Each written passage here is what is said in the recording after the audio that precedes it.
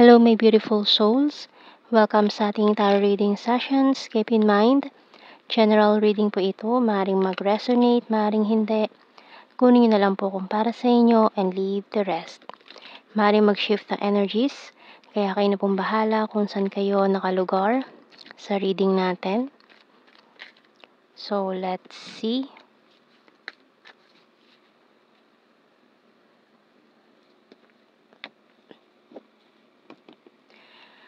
So, nahulog na agad itong ating King of Pentacles. And we also have the King and Queen. Divine Partnership. Wow. Knight of Wands. Strength card. King of Wands. The Five of Pentacles. The Hermit card. World. And bottom card natin is the Hanged. So, tingnan muna natin sa signs and symbol cards.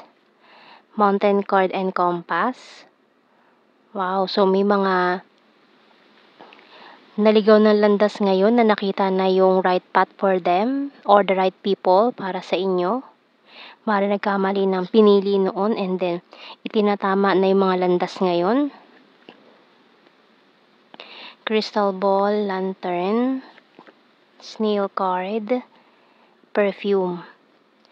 So malaki ang kinalaman ng perfume dito. Maaring dun kayo magkakilala sa isang brand ng perfume.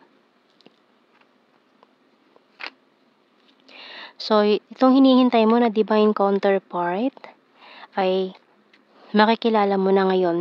Maring ngayon taon, ayan, this year.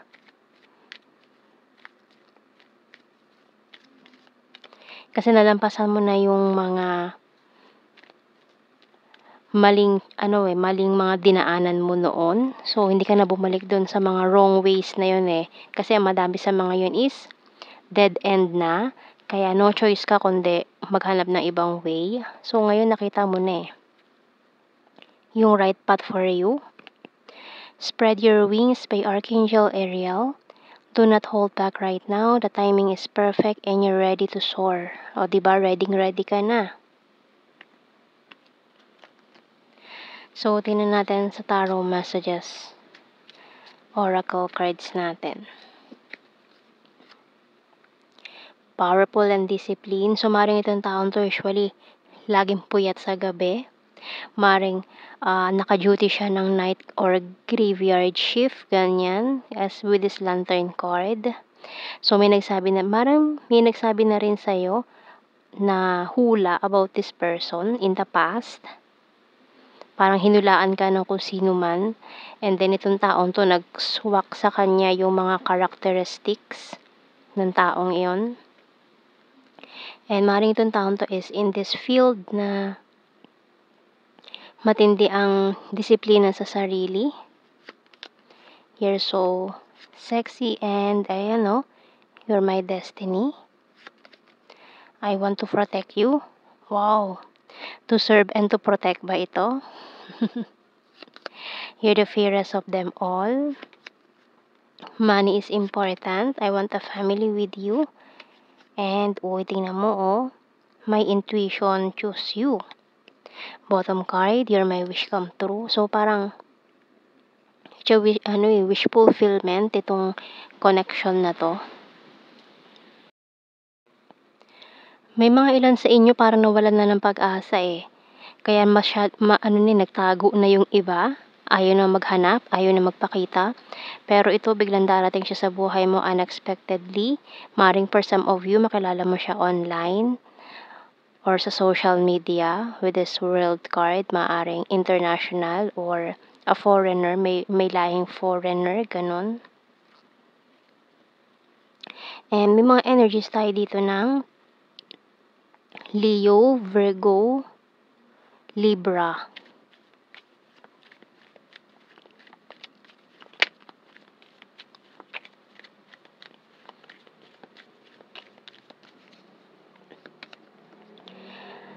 I know I was a distraction from your pain.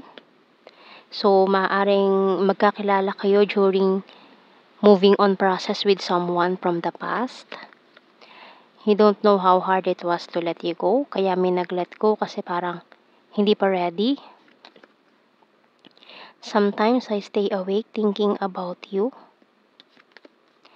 I feel you even though we are apart. So, may long distance situation. I regret lying to you. I want to feel that way again.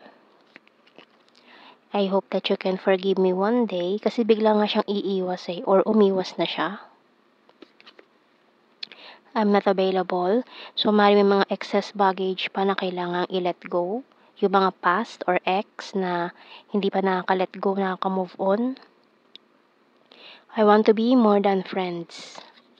So, mukhang naghiwalay kayo nitong taon to or natapos yung conversation nyo as a friend, ganun. Tingnan natin sa initials. Letter O. Enye. F. A. E. S. L.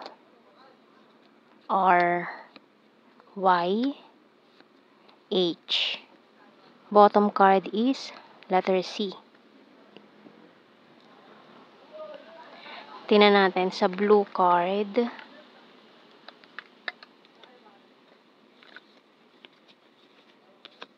Regret and no strings attached. So, ito yung mga kailangan i-let go. Yung mga no strings attached energy.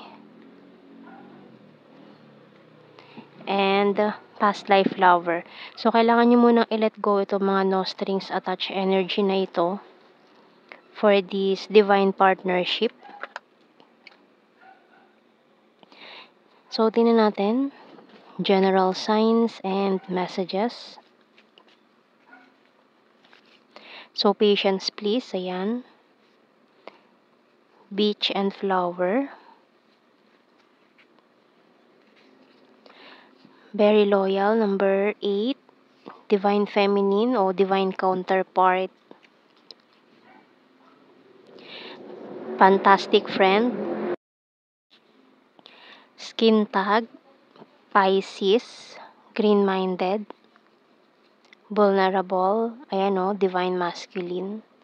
Amazing. Killer smile. Sword is air sign. Gemini, Libra, Aquarius. Overthinker. Private person. Number 4.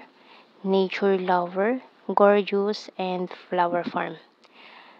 So, yan ang ating reading. Thank you for watching. Take care and God bless. See you in our next reading, guys. Bye-bye.